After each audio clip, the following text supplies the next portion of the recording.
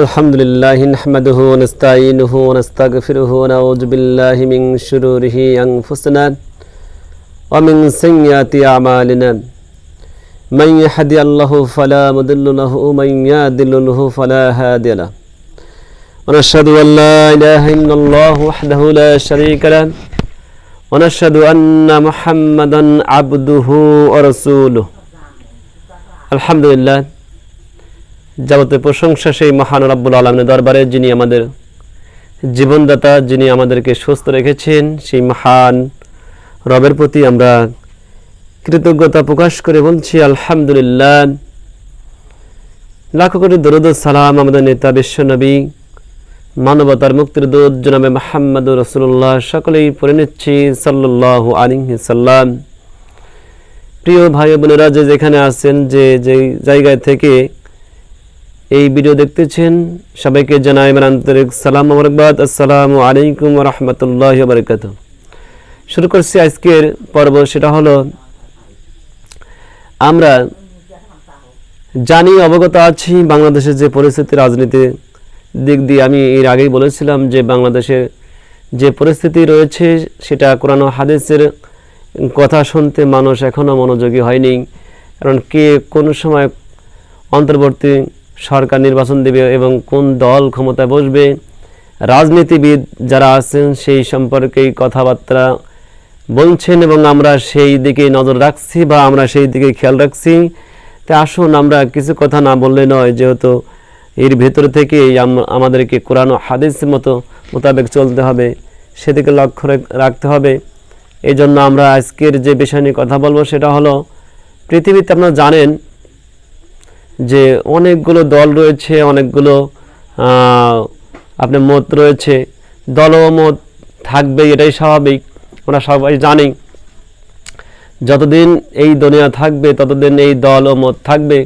আসলে আল্লাহ রাব্বুল আলামিন আমাদেরকে কাদের সাথে চলতে বারণ করেছেন, আমাদেরকে হুকুম করেছেন, আর কাদের সাথে নিষেধ করেছেন, সে বিষয়ে আমরা পরিষ্কারভাবে আমরা জেনে নেব এবং কোরআন থেকে আল্লাহ রাব্বুল আলামিন কীভাবে আমাদেরকে চলতে বা আমাদেরকে আদেশ করেছেন সেই কথা আজকে বলবো। আল্লাহ রাব্বুল আলামিন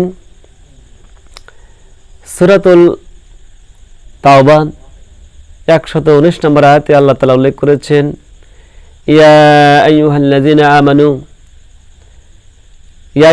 আমানু তাকুল্লাহ আকুনু মা'আস সাদিকিন।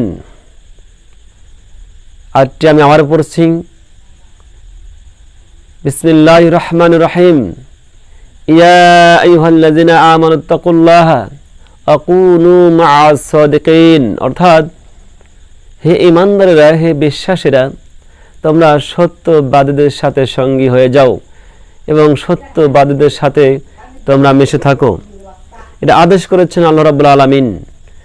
আল্লাহ রাব্বুল আলামিন আদেশ করেছেন, আমার সিগা এখানে ব্যবহার করে আল্লাহ তাআলা আদেশ করেছেন আমাদেরকে সত্যবাদী যারা সত্য পথে থাকে, সত্য ন্যায় যারা প্রতিষ্ঠিত করতে চায়, তাদের সাথে আল্লাহ রাব্বুল আলামিন আমাদেরকে থাকতে আদেশ করেছেন। এখন কথা হলো, যেহেতু আল্লাহ রাব্বুল আলামিন আদেশ করেছেন, তাহলে আমাদেরকে সেই সত্যবাদের সাথেই আমাদেরকে সম্পর্ক রাখতে হবে। কে বিএনপি, কে জামাত, কে আওয়ামী লীগ, কে জাতীয় পার্টি, বিভিন্ন এই বাংলাদেশে 43 বা 48টি দল আছে। আসলে আমরা কোন দলে থাকলে আল্লাহ রাব্বুল আলামিনের জান্নাত পাওয়া যায় সে বিষয়ে এর আগে কথা বলছিলাম। আসলে এই দলের ভিতরে যারা সত্যবাদী তাদের সাথে আল্লাহ তাআলা থাকতে বলেছেন এবং আমাদেরকে হুকুম করেছেন। আসলে সত্যবাদী হতে গেলে কারা সত্যবাদী আমরা লক্ষ্য করলে সাহাবীদের জীবনে দেখতে পাই। তারাই ছিল সিদ্দিক, তারাই ছিল সত্যবাদী। বর্তমান যারা আমরা আছি, আসলে সত্যবাদী বলে আখ্যায়িত করা যায় না। আমরা সত্য কথা বলার চেষ্টা করি বা বলি, কিন্তু এই সত্যবাদী এবং এই সিদ্দিক বা সত্যবাদী বলে আখ্যায়িত করে এখানে ডিগ্রি বা এখানে কোনো প্রমাণ করা যায় না যে আমরা আসলে সত্যবাদী।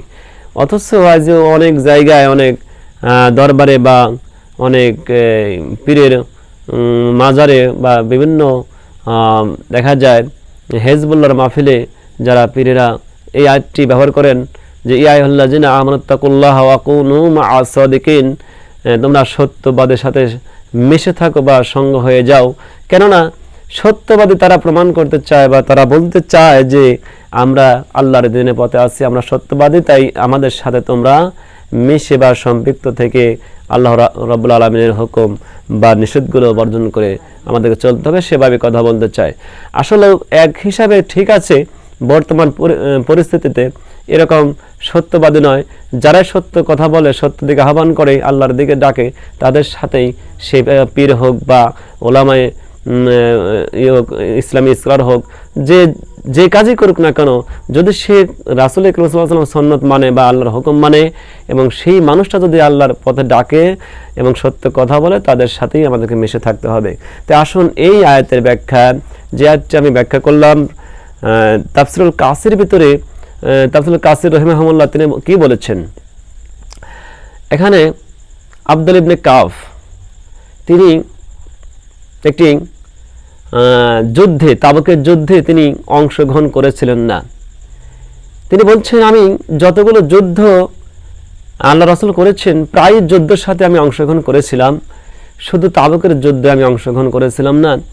এখানে আমার শক্তি, আমার সামর্থ্য থাকা সত্ত্বেও আমার অন্য অন্য যুদ্ধে আমার সোয়ারি ছিল না, আমার এই তাবুকের যুদ্ধে সোয়ারিও ছিল, তবু আমি এই যুদ্ধে শরীক হয়েছিলাম না।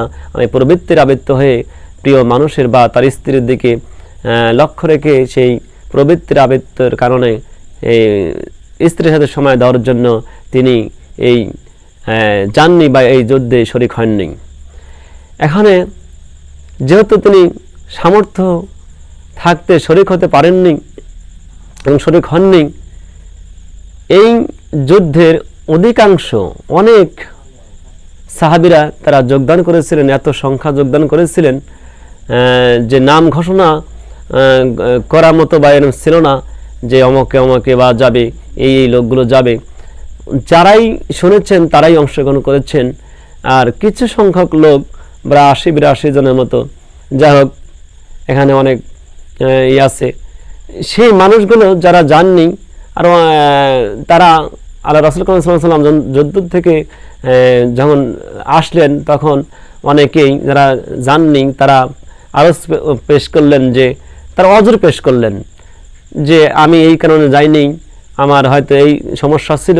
বিভিন্ন মানুষ, বিভিন্ন সাহাবী তারা এইভাবে কথা বলে বলল, অজর পেশ করে তারা আল্লাহ রাসূল সাল্লাল্লাহু আলাইহি ওয়াসাল্লামকে এই কথাগুলো বললেন। আল্লাহ রাসূল আল্লাহর কাছে দোয়া করলেন, হে আল্লাহ, এদেরকে ক্ষমা করুন, এদেরকে মাফ করুন। তখন আব্দুল ইবনে কাব তিনি এই কথা যখন সামর্থ্য থাকতে যুদ্ধে যাননি, আল্লাহ রাসূল সাল্লাল্লাহু আলাইহি ওয়াসাল্লামের কাছে গিয়ে তিনি কি বলবেন? তিনি আসলে কি মিথ্যা বা কোনো ওযর পেশ করবেন? না, তিনি ভাবলেন যে আমি আজকে যদি বিশ্ব নবীর কাছে মিথ্যা কথা বলি, তাহলে আল্লাহ রাব্বুল আলামিন আমার কিয়ামতের ময়দানে তিনি আমার কাছে জবাব চাইবেন, আমি কি জবাব দেব? তখন এই সাহাবী আল্লাহ রাসূল সাল্লাল্লাহু আলাইহি ওয়াসাল্লামের কাছে গিয়ে সত্য কথাগুলো বললেন যে আমি এই কাজগুলো, আমি আমার স্বার্থ ছিল, আমার শক্তি ছিল, আমার সোয়ারিও ছিল, তবু আমি প্রবৃত্তির আবৃত্ত হয়ে আমি স্ত্রীর দিকে বা আমি যুদ্ধে যেতে পারিনি এই কারণের জন্য। রাসূল সাল্লাল্লাহু আলাইহি ওয়াসাল্লাম মুখ ঘুরাইয়ে নিলেন, কথা বললেন না। এরকম যখন সালাম দিতেন সাহাবী, ওই সাহাবীর সালাম দিলে উত্তর নিলেও সেদিকে মুখ করতেন না। এরকম তাকে বয়কট করলেন প্রায় 1 মাস 20 দিন। সেখানে তাফসিরুল কাসির রাহিমাহুল্লাহ লিখেছেন 50 দিন এই বয়কট বা তার সাথে কোনো কথা বলতেন না। যেসব সাহাবীরা যুদ্ধে গিয়েছিলেন তাদেরকেও আল্লাহ রাসূল বললেন, এবং তাদের থেকেও এই আব্দুল ইবনে কাব তিনি যখনই কথা বলে যাবেন তখন ওই সাহাবীরা আল্লাহ রাসূল সাল্লাল্লাহু আলাইহি ওয়াসাল্লাম তারা এড়িয়ে চলতেন। এরকম 50 দিন থাকার পর আল্লাহর কাছে ক্ষমা চাইলেন এবং তওবা করলেন, আল্লাহ, আমি যে ভুল করেছি আমার থেকে সবাই বয়কট করলো, ইয়া রাব্বুল আলামিন, আপনি আমাকে ক্ষমা করে দেন, আমি যা ভুল করেছি আল্লাহ আপনি আমাকে ক্ষমা করে দেন। তিনি কান্নাকাটি করতে করতে 50 দিনের শেষে তিনি একটি পাহাড়ের থেকে আওয়াজ আসলো, কে যেন বলছে যে হে কাব, তোমাকে আল্লাহ তাআলা ক্ষমা করে দিয়েছেন। এরপরেই আল্লাহ রাব্বুল আলামিনের বিশ্বনবী জনাবে মুহাম্মদ রাসূলুল্লাহ সাল্লাল্লাহু আলাইহি ওয়াসাল্লাম এই আব্দুল্লাহ ইবনে কাবের সাথে কথাবার্তা বললেন, সাহাবীর সাথে কথাবার্তা বললেন এবং অন্য সাহাবীরাও তারা আবার একত্রিত বা মিল মুহাব্বতে তারা আবার চলাফেরা করলেন। তো এই ছিলেন হলো তারা সত্যবাদী। কোন সত্যবাদী? সাহাবীদের আদর্শ, যারা সাহাবীরা সত্য কথা বলতো এবং মিথ্যা প্রশ্রয় দিত না, যে আমি যদি এই মুহূর্তে মিথ্যা বলি তাহলে আল্লাহ রাব্বুল আলামিন কিয়ামতের ময়দানে আমাকে যখন প্রশ্ন করবেন তখন আমি কি জবাব দেব, সেই বিষয় এই ভয়ভীতি রেখে এই সাহাবীরা সত্য কথা বলতেন। সেই সাহাবীরাই হলো সত্যবাদী। সেই সাহাবীদেরকে লক্ষ্য রাখতে হবে যে এরাই হলো সঠিক সত্যবাদী। সেই সাহাবীদের পথ আমাদেরকে অনুসরণ করতে হবে। তাদের সাথেই মিশে তো এখন থাকা সম্ভব নয়, তবে ওই কথাগুলো বা চলা আদর্শগুলো আপনাদের ধরে রাখতে পারি, তাহলে আমাদেরকে সেই সঙ্গী বা আমরা সেই দলে সত্যবাদীদের সাথে মিশে থাকতে পারবো। আর সেই সাহাবীদের যারা অনুসরণ করে ঠিক সত্য কথা বলার চেষ্টা করবে বা সাহাবীদের মতো যারা জীবন যাপন করতে পারবে এবং বা ওই রকম বা পুরা করা সম্ভব না হলে কিন্তু করার চেষ্টা যারা করবে, তাদের সাথে সঙ্গে আমাদের হওয়া দরকার। এই জন্য আসুন আমরা আসলে কোন দলে থাকবো এবং কোরআন হাদিসের দিকে যারা ডাকে, আল্লাহর দিকে যারা ডাকে, রাসূলের দিকে যারা ডাকে, যারা জনস্বার্থে যারা এই দেশকে চালাতে চায়, আসলেও নিজের স্বার্থে নয়, তাদেরকেই এবং আমরা বেছে নেব এবং তাদেরকেই আমরা সমর্থন করব। কেননা আর আল্লাহ রাব্বুল আলামিন বলছেন যে তোমরা সত্যবাদের সাথে সঙ্গী হয়ে যাও বা তারা মিশে থাকো। কিয়ামতের ময়দানে, মুসিবতের দিনে আল্লাহ রাব্বুল আলামিন বলছেন যে কিয়ামত যখন হবে, যার সাথে যার সম্পর্ক তার সাথেই হাসর নাসর হয়ে যাবে। এই জন্য সত্যবাদীদের সাথে আমাদের থাকা জরুরি। কেননা সত্যবাদীদের সাথে থাকলে আমাদেরকে সত্যবাদীর লোকের সাথেই হাসর নাসর বিচার ফয়সালা হবে। আর যে সমস্ত ভাইয়েরা আছেন যারা নামাজ পড়েন না, যারা আল্লাহর পথে যারা নেই এবং কোরআন হাদিস যারা মানেন না, মানতেও চান না বা তারা চেষ্টাও করেন না, তাদের সাথে আমরা আজ থেকেই বয়কট করব। প্রিয় ভাই বোনেরা, আজকে আমরা জেনে নিলাম সূরাতুল তওবার 119 নম্বর আয়াতে আল্লাহ তাআলা কি বলছেন, কি আদেশ করছেন, কাদের সাথে মিশে থাকতে বলেছেন, কাদের সাথে চলতে বলেছেন, আর আমরা কাদের সাথে থাকব, আর কিয়ামতের ময়দানে কার সাথে ফয়সালা করবেন, এই বিষয়ে জেনে নিলাম। আর আসলেও সত্যবাদী কারা এবং কোন কারণে এই আয়াতটি নাজিল হয়েছিল এবং এই আয়াতের কি বা শান নজুল আমরা জেনে নিলাম। আসলে তাবুকের যুদ্ধ আব্দুল্লাহ ইবনে কাব তিনি না যাওয়ার কারণে এবং সেই 50 দিন আল্লাহ রাসূল সহ সাহাবীরা বয়কট করেছিলেন। তারপরে 50 দিনের মাথায় আবার 50 দিন যখন পূর্ণ হলো, তার মাথায় গিয়ে এই কাফের সাথে, আব্দুল্লাহ ইবনে কাফের সাথে আবার সাহাবীরা আল্লাহ রাসূল কারীম সাল্লাল্লাহু আলাইহি ওয়াসাল্লাম আবার তারা মত বিনিময় করলেন। প্রিয় ভাই বোনেরা, আজকে এই পর্যন্তই। অন্য বিষয় নিয়ে অন্য একদিন দেখা হবে। আলাইনা ইলাল বালাগ ওয়া আখিরি দাওয়ানা আলহামদুলিল্লাহি রাব্বিল আলামিন।